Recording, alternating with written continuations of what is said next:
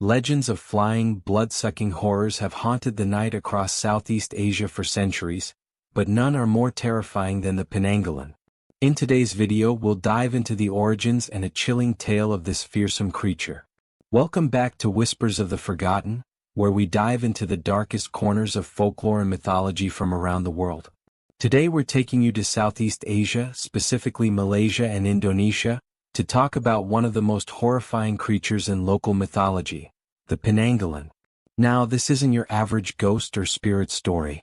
The Penanggalan is a type of vampire, only it's not like any you've heard of before.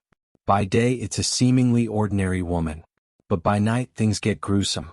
Its head detaches from its body, floating through the air, with its internal organs hanging beneath it, searching for its next victim. Before we get into a real-life encounter story of the Penanggalan, let's take a look at where this gruesome legend comes from. The origins of the Penanggalan are rooted deep in the folklore of Malaysia, Indonesia, and parts of Thailand. But it's more than just a monster, it's a cautionary tale, often connected to dark magic, betrayal, and punishment. The legend tells of a beautiful woman, often a midwife or healer, who practices black magic. To maintain her beauty and power, she makes a pact with dark forces. This power comes at a terrible price. One night, while bathing, she accidentally spills vinegar on herself, a critical mistake. The pain of the vinegar forces her head to detach from her body, dragging her organs along with it.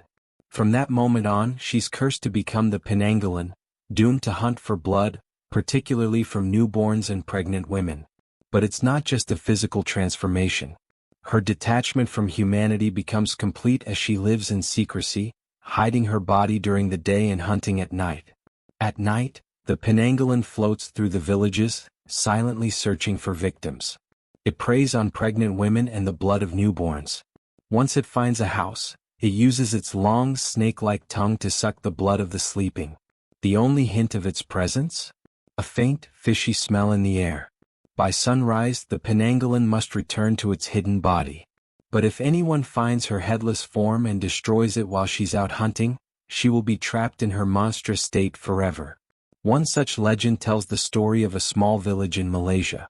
The people had heard rumors of a Penanggalan in the area, but no one had ever seen it, until one fateful night. A young woman named Amina was expecting her first child. Late one night, while her husband was away, she began to hear a strange noise outside her home, an eerie flapping like something hovering in the air. Fear crept over her as she remembered the stories told by the village elders. Her heart raced as she smelled the faint, fishy odor in the air. The Penanggalan was near. As Amina lay terrified in her bed, she heard the roof creak. She knew the creature was above her, and suddenly she felt something wet and cold brush against her cheek. It was the Penanggalan's dangling organs. Summoning every ounce of her strength, Amina let out a blood-curdling scream. Her neighbors rushed to her aid, bursting through the door with torches and weapons. The Penanggalan, startled by the noise and light, retreated into the darkness, but not before the villagers caught a glimpse of its grotesque form flying into the night sky. In a panic, they searched the forest surrounding the village, looking for the creature's hidden body. By dawn they found it, a headless, lifeless woman lying in a shallow grave. They destroyed the body, trapping the Penanggalan in its monstrous form forever. That's just one of the many stories that have been passed down for generations, warning people to be on guard against this terrifying creature. The Penanggalan continues to be a symbol of fear in Southeast Asia. Its horrific form and insatiable hunger for blood make it one of the most disturbing figures in folklore. But what's truly terrifying about the Penanggalan is that it could be anyone, a neighbor, a healer, or a midwife, waiting for the night to reveal her true form. What do you think of the Penanggalan? Have you heard any stories about her before? Let me know in the comments below, and if you enjoyed this video, make sure to hit that like button and subscribe for more terrifying tales from around the world. Thanks for watching, and remember, if you ever hear strange noises at night or smell something fishy in the air, it might be wise to keep your windows closed and your lights on.